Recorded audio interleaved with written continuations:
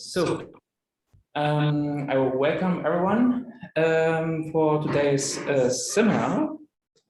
Yeah, right. You can unmute yourself in a minute. I only unmuted here. I think I'm still on mute. I just turned the speaker off. Okay. Well, and I will also welcome everyone here online. I will keep an eye on the chat. That means when you have a question, please write it into the chat. And well, today's speaker is a guest from Northeastern University. And well, the guest is Mickler, and he's talking about object symmetric functions and quantum algebra and integrable hierarchies. Please. Thank you, Mario, and thanks for the invitation. I think for facilitating this.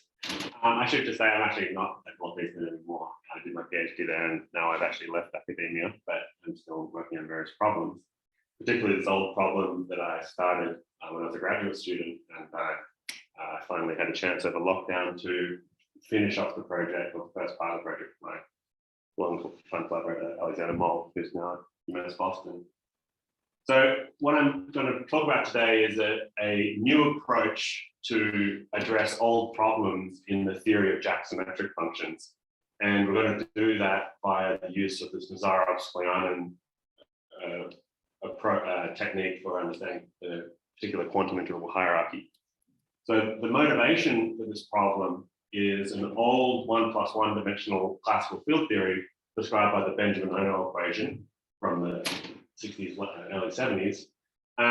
It's a 1+1 dimensional classical field theory. We're going to consider here the periodic version. So we're going to take space to be a circle and one dimension at a time, so it's on a cylinder. The interesting thing about this problem is twofold. One, we're using a particular Poisson bracket here. It's called the Gardner-Fediev-Zakharov bracket. The second thing that makes this theory particularly interesting is actually a non-local field theory.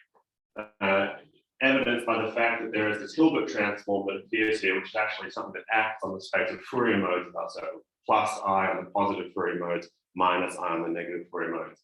For example, if you replace the Hilbert transform here just by dx, so you have a triple derivative on the right-hand side, this just becomes a KdV hierarchy, which is well understood. That's the local field theory. This is sort of a non-local version of it. And because of that, it's a much harder thing to understand. Importantly, in the epsilon goes to 0, this is just a familiar Hopf equation, a very well understood system. The very interesting thing about the system, although it's non-local, it was known in the 70s, late 70s, but also really understood using the inverse scattering theorem by Doppelgauer and Pritchard in 91. This system emits multi-phase solutions. So these are a bit hard to sort of represent theoretically, but the good way to think about them is these are the periodic analogs of multi-soliton solutions when you're just confined to work on a circle. So they're sort of spectrally very similar thing. But the overarching goal of this whole project that Alex and I have been interested in is to understand the quantization of the system, the quantization of these multi-phase solutions, and also the semiclassical limits of the system. It was known very early on that this system admits a lax pair. And what that means very simply is that we write this very big semi-infinite matrix built out of the Fourier modes of our field. And we think of it, I've sort of written it very schematically here. We think of this as like a matrix acting on functions of a disk. So we're only looking, it's like a multiplication operator on only positive Fourier modes, but and then just this diagonal term, dispersive diagonal term. But just for the sake of argument, we think of this very large infinite matrix built up out of all the Fourier modes of the operator. And the interesting thing with this operator L is that there exists another matrix L such that the lax equation, which is this very famous equation describing integrable systems, is equivalent to the Benjamin-Ono equation. So this statement just says that the Benjamin-Ono can be written as a particular lax equation. So here the Fourier modes are with respect to x. Yes, with respect to x. So this matrix is just a function of time. The peculiarity of this system was that normally when you have such a lax pair, you can consider trace powers of L, and these can give you integrals of motion of the system. Unfortunately for this system, this matrix is not trace class, and so you can't take such traces. The very peculiar thing is that instead of taking the traces, you just look at the top matrix element. So there's what is a 0 there now. When you take powers of this, you'll get operators appearing in that top left-hand corner, and you consider these elements. And the fascinating thing about this system is that it turns out that these top matrix elements are actually integrals of motion of the system. They're Poisson commute with each other. And this is not obvious at all, and it was only proven in 2013 by Nazarov-Sklyanin, this family is in involution. For example, there's no reason a priori from this equation this should be time independent at this point. Is M like upper triangular, or is it any vertical structure that this is actually deeply it's related to the fact that this system has rational spectral curve. And so like I think the open total lattice also has this property, but it's sort of it's a problem that makes this system very hard to analyze, that it doesn't have this, the matrix is not very well behaved. Another question. And for each n, is it really also independently expressed? This means you can't express one t and another, say, t j's as a, then what's this study? Well, they will form sort of I'll have some more to say about that in a minute. They are not linearly dependent, but they satisfy algebraic relations between them in general. But importantly, the third power of this is the Hamiltonian for the Benjamin-Ono equation, and this one sort of was like a grading operator, an energy operator. So the fascinating thing about how this result, this Nazarov and Sklyanin proved this result, was they actually proved it for the quantum case first, and then showed that in the reduction, the quantum case implies that the classical case, which is very rarely the way in which these things hold. Usually people show that they'll understand the full classical integral hierarchy, and they'll spend decades trying to find a good quantization of that system. With this system, it actually worked the other way around. So because we had this very nice bracket on the Fourier modes, there's a very natural way to quantize the system. We just replace the periodic field with the GL1 current, and we just quantize it to these operators with the standard canonical commutation relations. But now that we think of them acting on this Fock module, so they come along with this Fock module, which is just the infinite polynomial ring and all these the positive Fourier modes. So in this case, the Bm acts just by multiplication and B negative k acts by differentiation. So the kind of amazing thing that just in some sense worked is Nazarov and Sklyanin took the classical lax matrix, the big operator, and they just replaced all the classical Fourier modes with the quantum operators. So it's exactly the same matrix. Instead, we're now thinking of it as not just acting on Fock, we're just measuring the degree by acting on Fock like functions on the disk, just another augmenting it by polynomials in W. And so it's the same operator, but now the quantum version. So literally quantized thing. And here's just an expression for this operator. You see that there's a term that's dependent on H bar, like a differential term. There's a dispersive term that looks like just a grading operator in W. And then there's just this multiplication term, which you just have to truncate to make sure you're always staying in positive Fourier modes. So the moral of this whole talk is going to be this operator acting on just this infinite polynomial ring is incredibly remarkable operator that I think deserves a lot more study. So the way that the sort of miraculous result of Nazarov-Sklyanin, they showed that you do the same thing. You take this matrix power, you take its powers, you look at the top right element, and then you get a whole family of now quantum operators. They're not just classical things. And you write them out, and you get identical expressions. So they're naturally the quantizations of the classical things. But they remarkably show that this whole family of quantum operators quantum commutes. And by reduction to the classical case, it immediately implies that the classical quantities commute as well. So this was sort of the result, the big result of 2013, which sort of went under the radar to some extent. But have you tried to prove the Poisson bracket not going that way? People had tried, yeah, for a long time. It was only known, it's very difficult to show that T4 commutes with T3, for example, just in the classical Poisson case. So it was kind of a remarkable result that I still don't know of any way to directly prove that the classical ones commute. But they prove both in their paper. So can you show the previous slide again for a second? So T2 is basically like the sugar arc construction for the VRSR. Yeah, it's the energy operator at the top. Yeah. Which just means that this operator, these operators act on just the graded parts of F. So these are all operators, these T parts are operators just on F, whereas this whole operator L is acting on this larger polynomial ring. When we look at just the 0, 0 component, they're all just operators acting on. Sorry, another historical remark. The T3 already appears in papers, for example, by Nazarov-Skylanin. Yeah, they're very famous operator. Yeah, this Stanley considers this operator in the 80s. McDonald considers this operator. This is I'm just calling it here the quantum Benjamin-Ono. This is a well-studied operator for a long time. So the point of Nazarov-Sklyanin is it fits into this whole hierarchy of commuting operators. So the sort of when you have a big integrable quantum hierarchy, you sort of package all of these operators together into one generating function for the whole hierarchy. So we have this T operator, which is just literally the power series containing all of these Tn's. And so the result that they proved, and really it's just building on the result of Stanley that came just from understanding T3 itself, the quantum Caligari-Sullivan system equivalent, is that this whole family acts on these particular polynomials in the Vn variables and acts diagonally on them. And there's these eigenvalues. Well, I'll say a lot more about this in a minute. The eigenvalues, the eigenvectors are parameterized by partitions. And it actually turns out, and this is known by Stanley, that these eigenfunctions actually are these Jack symmetric functions in the variables Vk. So I'll say a bit more about that in a second. I just wanted to mention sort of the point where I became very interested in this system is that my collaborator Alex Moll showed that in a very precise way that these Jack polynomial quantum states, these quantum eigenstates, represent the quantizations of these multi-phase solutions to the Benjamin-Ono.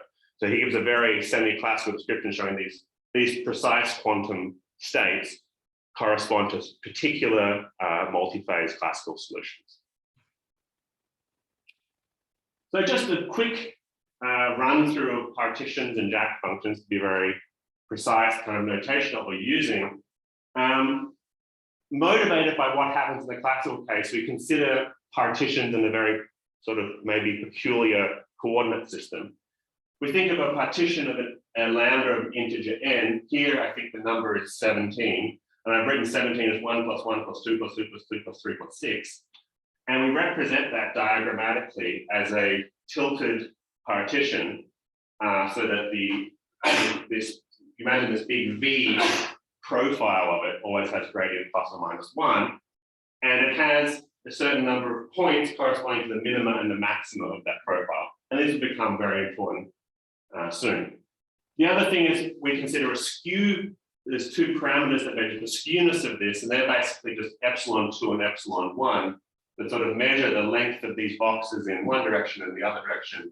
And it will turn out that the way that this all works nicely together is we consider the dispersive parameter of our theory to be the sum of them, and the quantum parameter to be the negative of the product. So always take them to E2 is less than 0, which is less than E1, so H bar is always a positive number. Importantly, we'll be talking about boxes of this partition function. So any one of these rectangles we'll call a box. We index them by the grid location that is at the bottom of the box. And then we'll mention that the content of the box at S is actually just the point on the x-axis that underlies that. So it's just really the dot product of S with E1, E2, for example. So this, I'll have a few other pictures of this type later, but this is just sort of a peculiarity that's actually very natural from the classical standpoint of the system. And just to say a very few quick things about Jack symmetric functions, they are polynomials in these V variables that give an orthogonal basis of this Fock space. There's a very well-known inner product that these are orthogonal with respect to. If any of the I can talk about that afterwards, but I generally don't want to say too much about the norms, the inner product in this space. They're indexed by partitions and given in terms of a deformation parameter alpha. Importantly, when alpha equals 1, these recover the standard Schur symmetric functions. And all of these are given in terms of relating to the the power sum symmetric function. So for example, if you have an infinite number of variables xi, you can consider the symmetric function that is the sum of the k powers of the xi. And so normally you see these things written in terms of pk, we write them in terms of bk for normalization reasons. So if you open the textbook, you open McDonald's book, for example, on symmetric functions, you'll see things such as this. This is the Jack symmetric function for the partition 1, 2, the partition of 3 that is 1 plus 2. And you'll see it's a polynomial in the p's, and it depends on alpha. So just for in our work, there's a slightly different normalization, which is sort of the normalization that comes to you from the physics. And again, they're exactly the same things, but after just doing a bit of rescaling of various parameters. So for example, this is what the same Jack will look like in our conventions with the b variables, the epsilon variables instead of alpha and the p's. So if people are pedantic about conventions, we try to be as rigorous as we can with that. Yours are homogeneous. Ours are homogeneous in the variables. Yeah, that's particularly what we were trying to get.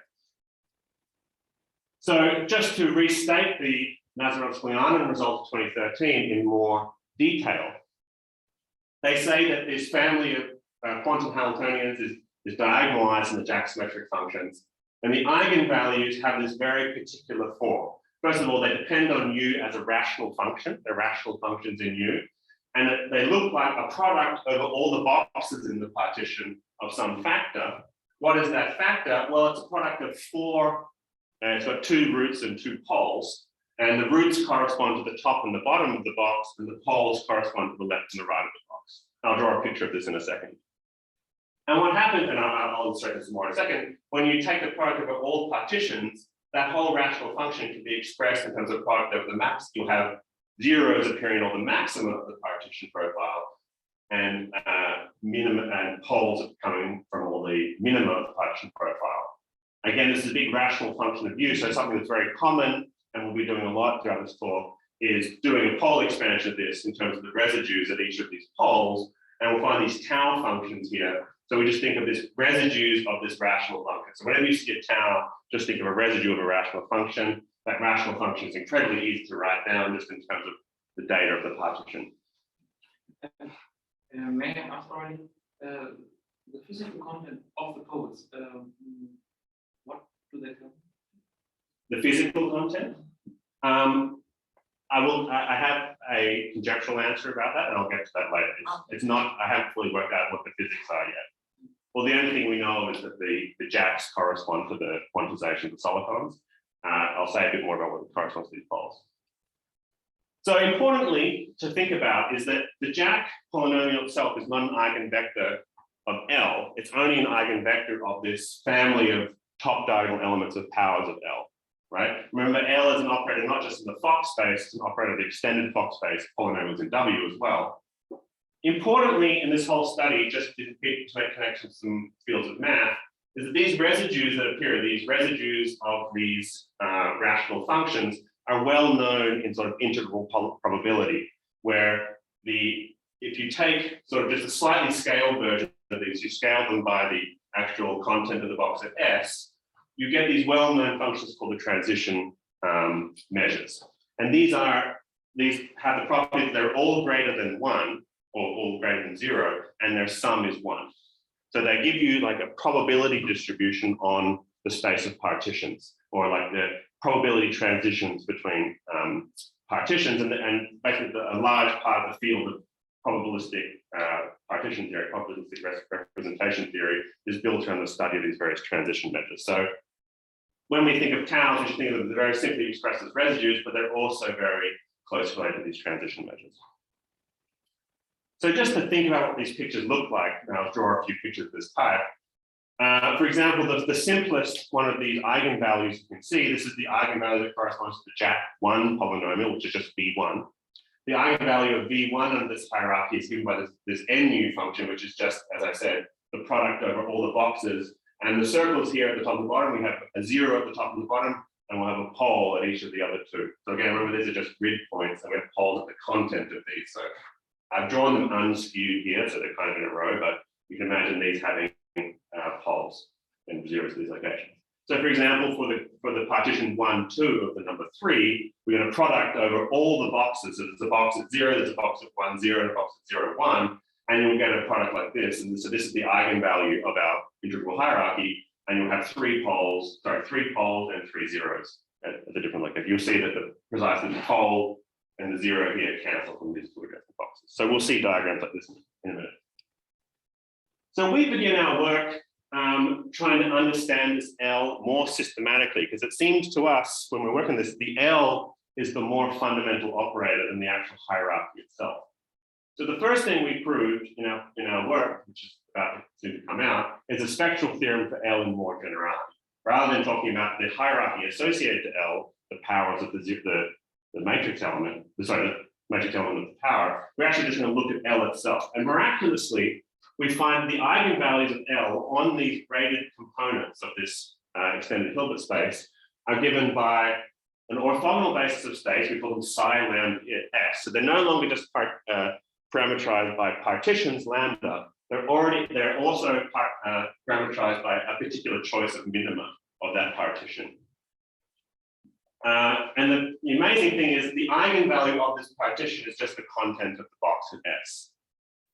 Right? So this is a huge matrix that has eigenvalues that all fall in a lattice of these grid points, and they correspond to the minimum of various partitions. I'll give an example in a second. Furthermore, all of these eigenvectors can be normalized so that if you project away all the stuff that has powers of W that's higher than 0, you just recover the Jack function. So if you take the pi naught, so again, it's just set W to 0, right? You recover the Jack function. So these sides look like sort of something that's sitting over the top of the Jack that you can project down onto the Jack. So that's sort of the beginning of our sort of primitive geometric understanding, is these sort of live over the Jacks, these sides, and they're associated to the minimas of the partition profile. And very interestingly, we have this vector space. So this is a finite dimensional vector space. We're just looking at the graded n component here.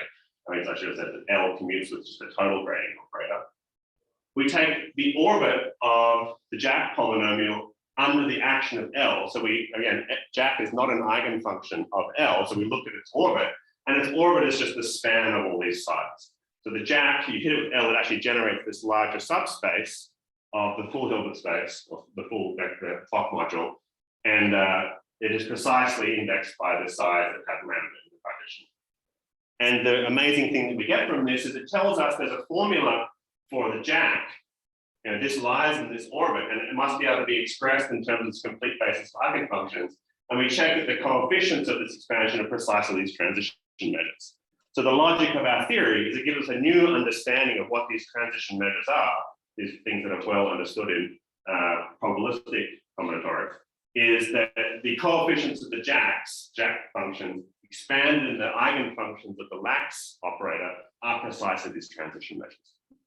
One question. Yes. Since we have here a direct sum, how big is the space now? Do we have a dimension of the space? So of the full, just Z lambda? Yeah, well, exactly. So the dimension of Z lambda is precisely the number of minima of the partition profile. So for example, if we go back here, the dimension of this associated with partition 1, 2 would be 3, because there's 3 minima of the partition functions profile. So that's why the minima sort of give you these vectors. So here's a picture of what it looks like in delta equals 4. And I've split up that there's precisely our dimension of our space is equal to 12 in this case. And I've split up all the sides. I've drawn the partition they correspond to and the particular minima they correspond to. And when I draw these vertical double lines, I mean all of these two vectors are in the same sort of Z orbit. They're in the orbits of L. So here you can find different dimensions about this. And when we project down, if we send W to 0, each of these subspaces collapses precisely to the Jack symmetric function. So all this lives above the Jack, but it has varying dimensions depending on how many minima the Jack has. So this is the first decom. Like what we'll see is this, in our theory, we have very importantly 3 decompositions of these graded components of our clock module. The first one, as I said, just in this position, is that Z of delta equals 4, the delta equals 4 graded component splits up like this in terms of the sum of Z's. The other way we can split apart space, instead of splitting them by z lambda, we actually just divide them up into depending what the minima is, right? So instead of worrying about what the partition is, we just worry where is that particular minima in this lattice. So for example, again, in the previous picture, if we just look at which partitions of number 4 have a minima at 2, 0, there's precisely 2 partitions. I'll show this in the next picture more clearly. And very obviously, you have that the Hilbert space breaks down into this eigenvalue decomposition. So I'll draw the same picture again, but now I'm going to draw these Y subspaces on top. And these Y spaces correspond to both, these are the same minima, these are the minima at 1, 1. So the third decomposition of this space involves the action of W on the basis. So one of the theorems that we proved, which is motivated by what Girard and Capella do in the classical case, where they consider eigenvalues of the classical lattice matrix when they do sort of a inverse scattering transform. We actually compute exactly what the action of W is on the psi basis, and we show that the image of it lies precisely in the Z subspace in which it's lambda plus box S. So lambda, you add a box to the partition that is at location S. So what we do is, based on this formula that the W hitting a psi lambda and Z plus box S, we define the third subspace, which we call XY, X sub gamma, sorry, which is basically all psi's such that lambda plus box S is gamma. So it's all partitions where you add a particular box at that location, you get this partition gamma. And again, it's much more clearly illustrated. Sorry, yeah. Where you going? Can you show the slide, previous slide again? What is the summation over in this one? Sorry, this should be over T, the T minima of lambda plus box S. So it's just the sum over all minima of this new partition. So actually, that's sum over T. Yeah. So just before I draw a picture of this last decomposition, I'll just say something about these decompositions. The interesting thing is we have 3 decompositions of these graded components. These Z's, which say which part, like what jack you project to, these Y's, which correspond to what eigenvalue of L you have, and these X's depend on the partition plus the box S. And each of them only have a one-dimensional intersection together. So I'll just draw the full decomposition, what it looks like, and this will be important in a second. It shows that these diagonal lines now are these X spaces. So you take this particular partition with this minima, you add a box at that minima, you get the same as this partition plus the box at that minima. So we're just grouping all these sides in different ways. And I'll come back to this in a second. So just to see it all again, here's the 3 decompositions. There's the Z decomposition, there's the Y decomposition, and there's the X decomposition. 3 different decompositions. There's no rules for adding the boxes, you just add every box you can. You add the box precisely at the minima that is yeah. So the last thing that we did in our paper with Moll, before I start talking about the second paper very briefly, is that we produce from the formula that we had for this W psi product, we compute the simplest psi product. So we just look at how do I write a product of 2 psi's in terms of the other psi's, and we get a kind of complicated formula. But importantly, as I said before, pi 0 of this equation recovers jacks. You set W equals to 0, and this formula has to recover something that's well known in the theory of Jack symmetric functions, that you hit this with pi 0, you get the product of the jack times the jack, and that's how you write the product of these jacks in terms of other jacks. And in this case, it's well known by Stanley and Carroll really solidified it later, that the coefficients here are again these transition measures. So you can already see here that precisely the coefficient is correct for all these terms. You just have to check that it's actually a refinement of this formula in that top term, which is just one of the particular subspaces. So this is sort of where we ended. And in general, the task of understanding the products of Jack symmetric functions is a very hard field. These Littlewood-Richardson coefficients, which are the products in this expansion, contain deep structure. For example, you can look at the theory just when alpha equals 1, and these become the product of Schur symmetric functions.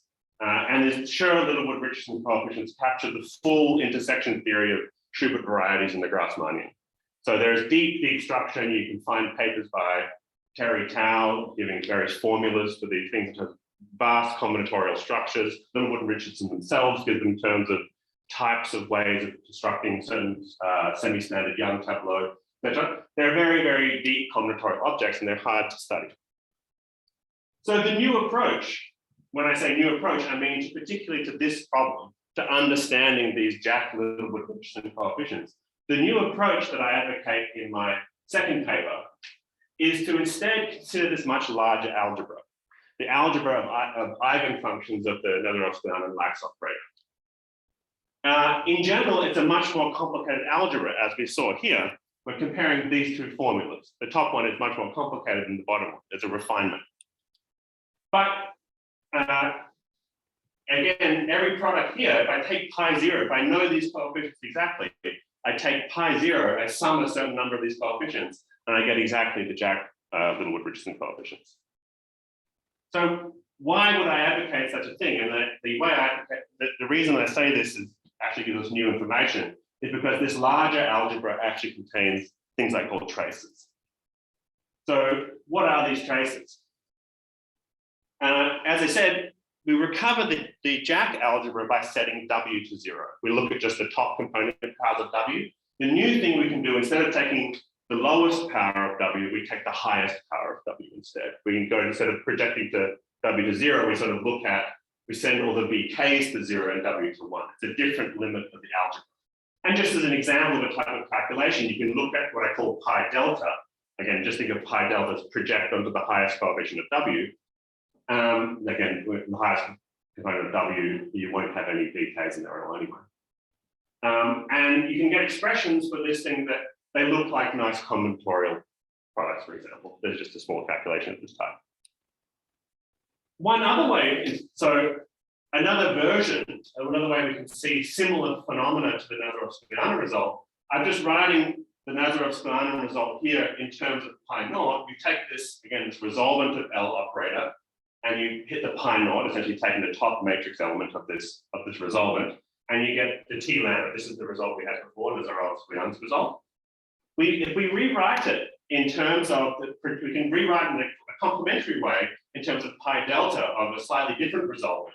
But we find very similar thing appearing. We find the same rational function with the small correction, and then a term that looks like the V delta component of the Jack. The Jacks we had before were normalized so that V1 to the power of delta was 1. But this coefficient there's a well-known formula for this coefficient, but you just get a coefficient of the Jack appearing. So the important thing is basically when you take the pi delta, you see the same rational function. This is an example of what these traces look like. So we define our first trace based on that last identity. We'll call this the Y trace. It's a linear functional on this extended Fock module. And basically you take any vector in our space, you hit it with resolvent, and then you set all the VKs to 0 and W to 1. Excuse me? To make this make more sense, just to fix those little annoying factors that appear to this type, we just sort of renormalize all our, and I shouldn't say renormalize, we change normalization for all our sides. We basically just divide by these well-known factors, and we rescale these taus a little bit. We use the tau s, the tau hats, and this is like just changing so that all their top component is 1, makes it a bit nicer.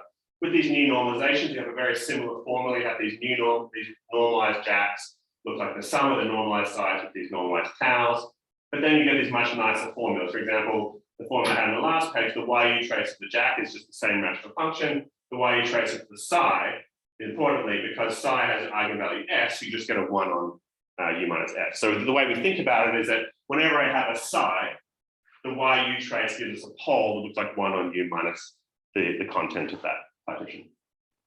So again, we've done all this work to find this trace.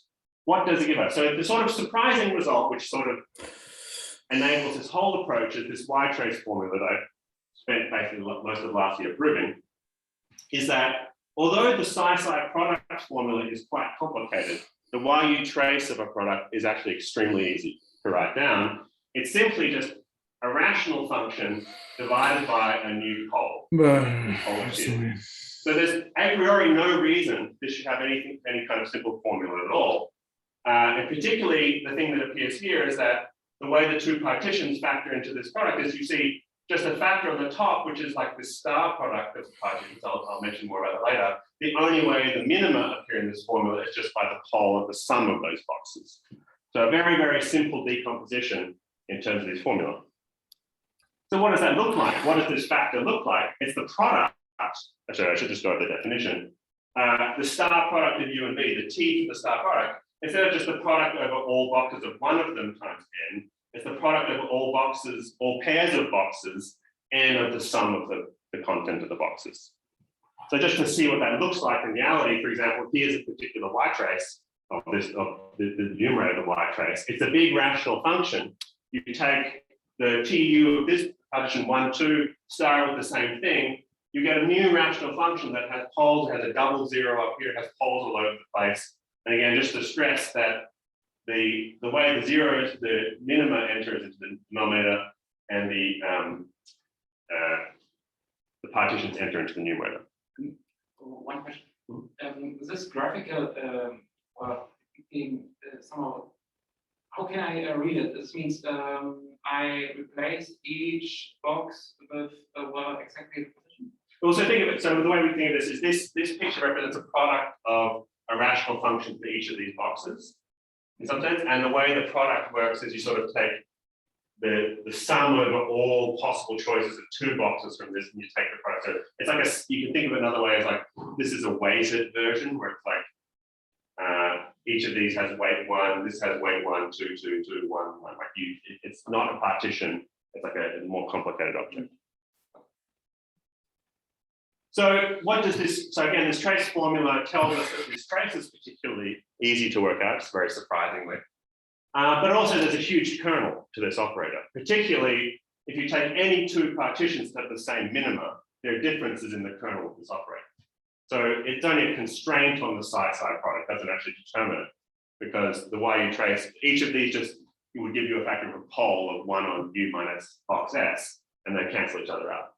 However, it does determine some coefficients. So if a particular minima S only appears on one particular partition of a fixed size, then you know exactly that there's going to be one S that appears that way. So I'll just draw it very quickly. For example, if you take delta equals 3, and you draw this partition, and you look at this minima here, there's no other partition of 3 that has this minima, right? Any other one has minima all over here. Or this, this works for any delta, right? There's no other partition you can draw that will have a minima of a partition profile at this location. There's only one way at delta equals 5 to get a pole that looks like 1 on U minus 5, 0, for example. There's only one psi, which is psi 1 to the 5, 5, 0, that can give me such a pole. So if I see in my Y trace, my Y trace has a non-vanishing pole at 5, 0. I know exactly what the coefficient of that psi is. It's just a residue of this Y trace at that pole, right? So it's telling me some information. So let's return to jacks. Well, if I take these jacks, again, I write them in terms of this just slightly normalized hat basis. If I take the YU trace of a product of jacks now, remember jacks sit inside my full algebra, they're just the W equals 0 part of my full algebra. And the Y trace is a linear operator, it splits over this expansion, and I get just the Y trace here. And I recover that the Y trace of jacks is given by this. There's this star product factor, and then there's the sum of these towels and some more poles that can appear over there. A bit of a complicated formula. But importantly, what does this tell us? Well, if we look at our famous product of jack functions that involves these very notoriously difficult to compute jack little Richardson coefficients, we take the Y trace of this whole product, this whole formula. On the left, sorry, we get one big rational function. On the right, we get a sum of other rational functions. So basically, we take this complicated function that takes place in a big polynomial ring, we just reduce it into an equality of rational functions. And then because we have that big equality, actually, we look at the residues of this equation of both sides. This gives us very simple formulas for exactly what relations between these Jack-Littlewood-Richardson coefficients. In particular, this will determine all Jack-Littlewood-Richardson coefficients for size gamma less than 7. Just because there's more equations here than there are actually polynomials. As you get into larger and larger delta, the number of minima grows like delta log delta, the number of partition grows like partitions of delta. So the number of equations becomes insufficient beyond delta, beyond size gamma less than 7, but it's strong enough to determine that whole algebra. It is also strong enough, as we said before, when you have particular partitions that have minima that are unique. For example, if any partition like this, where I know the minimum is unique, I also have this special case where if I have a rectangular, I call a subrectangular partition, so take a partition that looks like this, for example, there is no other partition of this size that has a minima at this location, because there's no other way to add a box to this with that and keep the same minima here. So this is what I call a subrectangular partition. This is a unique minima here. So for example, this formula I gave before, now whenever I have a unique minima on my partition, I just take the residue at that minima, and this gives me a complete closed form expression for the Jack-Littlewood-Richardson coefficients, just in terms of residues of rational functions. Again, I should stress the only known formulas for a lot of these are big recursive formulas involving enumerating various types of combinatorial objects, semi-standard Young tableau. That's just for the Schur case. It's not even known as well in the Jack case. But here, for these various types of restricted partitions, we get closed form answers. So for example, just a very simple case, in this case 4, 5, partition of 9. It's subrectangular. It looks like this kind of thing. Has a unique minima S014, and then you plug in the results, and you just find that it has a very simple thing. You have this residue you can calculate. You have this, you evaluate the t function at this minima, and you have some other residue terms here. Again, just all rational functions. You can write down these answers very easily. So in the last few minutes, I just want to go over one more final case. I'll just say there is a famous conjecture in this field, which is notoriously difficult, and it's sort of known as the sort of hardest theorem in Jack symmetric function theory, is that Stanley observed in '89, when he was first writing down many theorems about these Jack symmetric functions, that if you take these Jack-Littlewood-Richardson coefficients, you sort of normalize them by some norm. And again, we haven't really talked about the norms of the space, but again, just think of it as some polynomial. It's very easy to write down. And you get this inner product of these Jacks, sort of like branching coefficients rather than Littlewood-Richardson coefficients. He conjectured that they actually have striking properties, particularly they're not rational functions anymore. They're actually just integer polynomials with positive coefficients in alpha. So for example, this is still open, and it's like the integrality and the polynomiality of this answer was known since '96, but the positivity is still wide open. It's only known in very limited cases, I think, when the Jack partition has less than 3 parts. So and even in the 3 parts case, the 120-page paper, sort of a brute force calculation of all possibilities. It's not very well, it's not understood why these are integral at all. Why they are positive coefficients at all. But for example, if you take this expression here, it's a big rational function. You can read off from the previous answer that this is what you get. You can't prove yet, from what I have, that this is an integral polynomial, but there's basically no other way to prove this rather than the brute force calculation, like actually calculating the inner products. Here I give a way to compute this just in terms, you can do it on the back of an envelope, how to compute such a coefficient. But again, positivity is still open. I'll say some conjectures about what I do with this. Nevertheless, this gives us a very easy way to construct a lot of these. So in the last couple of minutes, I want to say one more case where we can say a lot about, which is the sort of harder part of the paper, is that we already saw that there was this YU trace which we worked to get to understand these Jack-Littlewood-Richardson coefficients for when it's subrectangular, or of this type. And this all comes from the Y trace. We just think of it because the Y trace involved a resolvent. If we take the residue of the Y trace, it looks like a projection.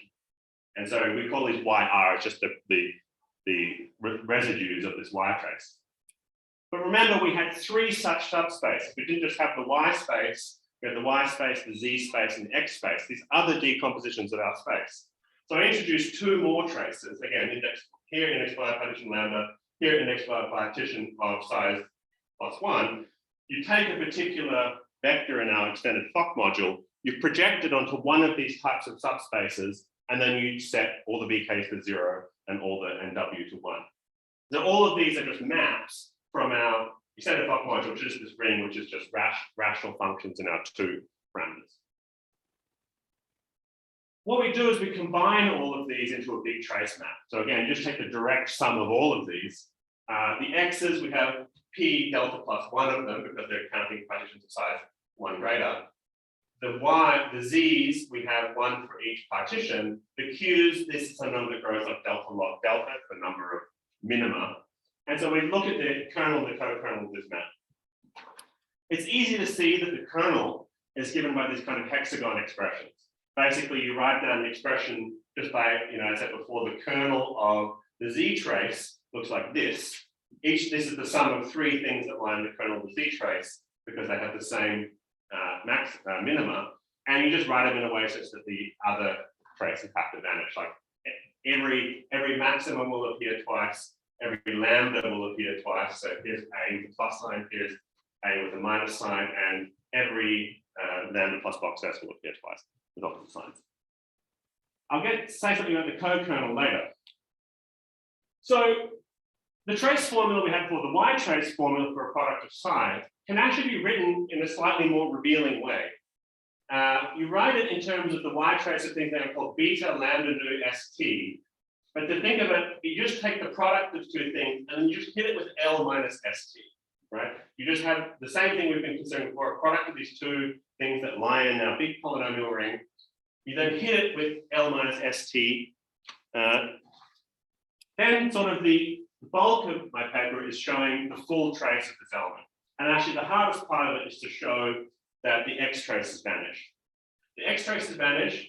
The Y traces are given by the residues of the big T functions. This is the same as this result. This is just writing the residues out.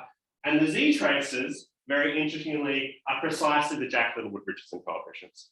So there's these elements in this big algebra whose Y traces are zero, X traces are zero, the Y traces are given by these residues of very easy rational functions, and the Z traces are given by these very complicated, difficult polynomial related to these integral polynomials, these Jack-Littlewood-Richardson coefficients. So what this implies, the existence of these elements with this trace properties implies that any relation in the co-kernel of the trace, that is, if we go back to here, any element in here is precisely a relation amongst these three coefficients. Any element that lies in this co-kernel precisely will give us, because all the x's will vanish, all the y's will look like these things that are very easy, all the z's will look like these things that are very hard. Any relation that lies in here will give us a relation between the Jack-Littlewood-Richardson coefficients and these very simple rational residues of rational functions. So let's just look at some very simple ones. So remember, here's the 3D composition diagram. The elements of the co-kernel are given by subsets and set of spaces such that every psi has some zero. This is best illustrated in an example. Here's a relation in the co-kernel of trace 6, right? So we're looking at partitions of size 6. Here's a Z space. So the partition 1, 2, 3. Maybe I'll just draw it quickly. The partition 1, 2, 3 has 4 minima. 1, 2, 3, 4. There are four dots of those minima. Each of those lies on a Y subspace, which is the coordinate of those minima. And then each of these other ones are connected by an X space, for example. And if you check that this corresponding signed sum of these subspaces precisely tells you that the following relation in the co-kernel. What does that tell us? Well, it tells us precisely we plug this relation in for our beta elements, and it tells us precisely the Jack-Littlewood-Richardson coefficient 1, 2, 1, 2, 1, 2, 3 is given by the signed sum of these y's at these points. You take the residue of this big rational function at 3, 0, 2, 1, 1, 2, 0, 3, and you get this answer out, the complicated integral polynomial. Importantly, it's very hard. People don't really understand where these kind of complicated non-linear, non-reducible factors come from in here. And if you take this rational function, you compute the sum of its residues of this, you'll see precisely this factor pops straight up. The last thing I want to say before I wrap up is there's another very simple relation we can write down. For any rectangular partition, not sub-rectangular anymore, just a full rectangular partition, there's a very simple relation you can write. And here's a pictorial representation of it. If I have, say, this is the partition 3 to the power of 4, it has two minima, one here, one here. They both lie on the same Z space because it's the same partition. These two are connected. If you add a box here, it's the same as picking this partition and adding a box here. And these two are the same minima. So when we've taken that box out, both of those partitions have a new minima. And precisely you get such a relation That's the relation at the top there. And again, we plug this our beta relation into this expression. Take this G straight to beta element, and we get precisely this extremely simple closed form expression for all rectangular Jack-Littlewood-Richardson coefficients. Particularly, take the product of any two partitions, and you ask what is the component that lies in the rectangle, the rectangular Jack, and it's just a negative, again, because we see Z and Y have the same sign there, the negative sign here. You take the residue of this big rational function at the point n-1, n-1. And again, plug it straight in, you can read off this Jack-Littlewood-Richardson straight away. So again, this is all, so just to summarize these results, me and Alex find the spectral theorem for the full Nazarov-Sklyanin operator has this very simple spectrum. And out of that, we get this very simple formula for the W psi, the action of W on the psi basis. Then I prove the structural theorem that was algebra eigenfunctions, speaking the Y trace theorem, but then it's sort of enlarged to the trace of these beta elements. And then this gives us closed form expression for all Jack-Littlewood-Richardson coefficients for either sigma rectangular or subrectangular.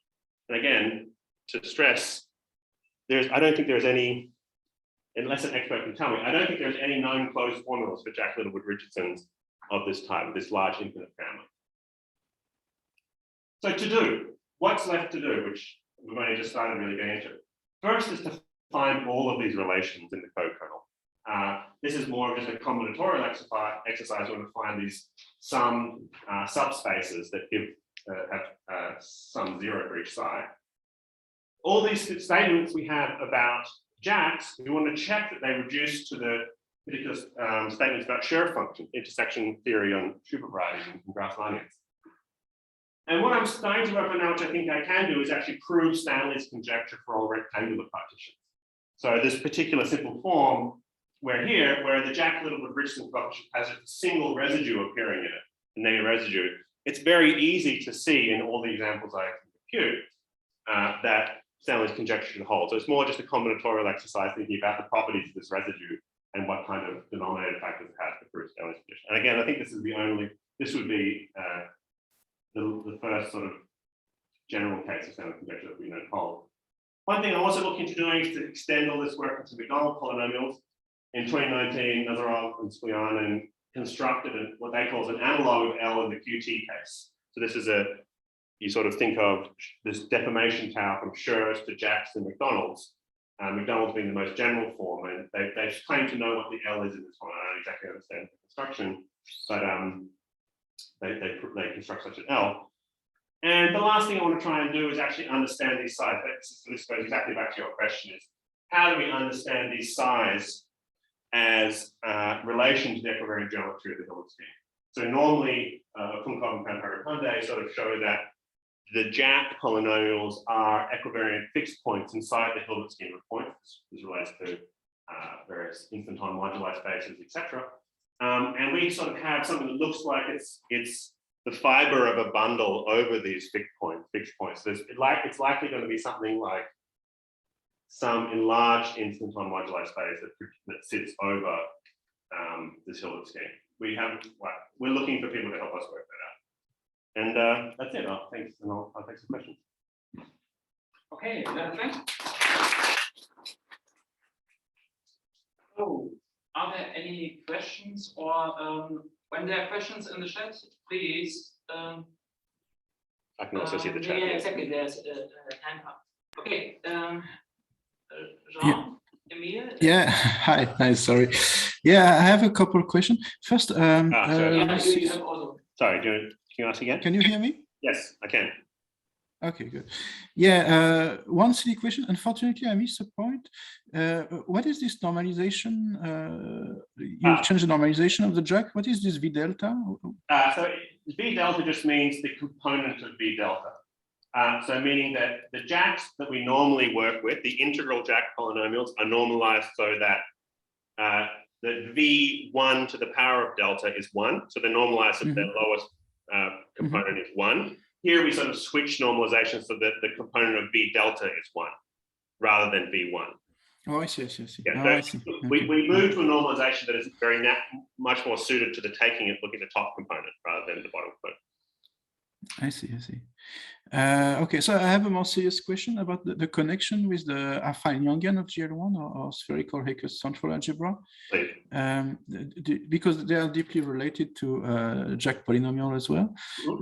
This probably rejoin also your last comment with the equivalent moduli space of this Hilbert scheme. Can you see this action? Can you uplift this action to the psi lambda? Do you expect some kind of deformation of this algebra? This is exactly what we want to start investigating. We've just sort of worked out the algebraic components. The geometry is still mysterious to us. For example, we don't even know. Like, I want to have a statement of the form: the size are the equivariant fixed points of some variety, some bundle over the Hilbert scheme. I want to have something to that form, and I don't know what that bundle is yet. So I don't really have any geometric construction for these to even start talking about the thing. Because sorry, have you tried nasty Hilbert scheme? No, I haven't. I'm not that familiar yet with the full scope of but this is where we want to go with it. I see. Because your T lambda looks like a Nekrasov Y observable up to a trivial factor. Yeah. And so, Nekrasov has sort of these conjectures about these virtual bundles that sit over the precise of these jacks. And so I hopefully one day I might be able to say that they're related, but I'm not sure they are.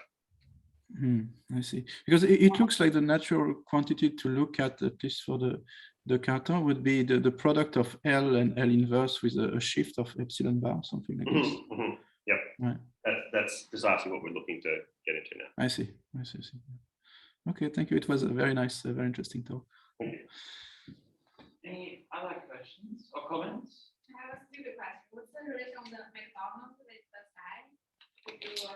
We don't know yet. So what we would like to say, again, I've been very focused on the let me just get this last slide. I've been very focused on the 2013 result, the sort of the Jack L. The McDonald L is suitably more complicated. It's I don't really understand. We want to have a result of the form. We want to do a full spectral theorem for what the QTL is. Again, Nazarov-Sklyanin don't exactly construct it, what the eigenspectrum is, but we expect to find that the spectrum are these QT psis that live over McDonald polynomials. I wouldn't be surprised that's the case, but we haven't. This paper is more opaque to me than that. It's harder to do computation. There's no statement like, oh, maybe Q goes to 1 or. Oh, relationships between McDonald's and Jacks. With your phi is not. No, yeah, I don't even know.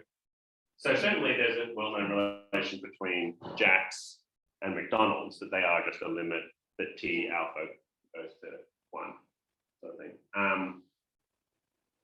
But here, I haven't even looked at the spectrum of this yet, so I don't know what. I'm not even sure if they exist. I mean, I assume they would, but we've only just computed the spectrum for the Jack L. Okay, any other question? Maybe from the audience online? Okay, if not, let us thank Ryan again. And I guess the next seminar is based planned in 2 weeks. Okay, see you. Thanks a lot.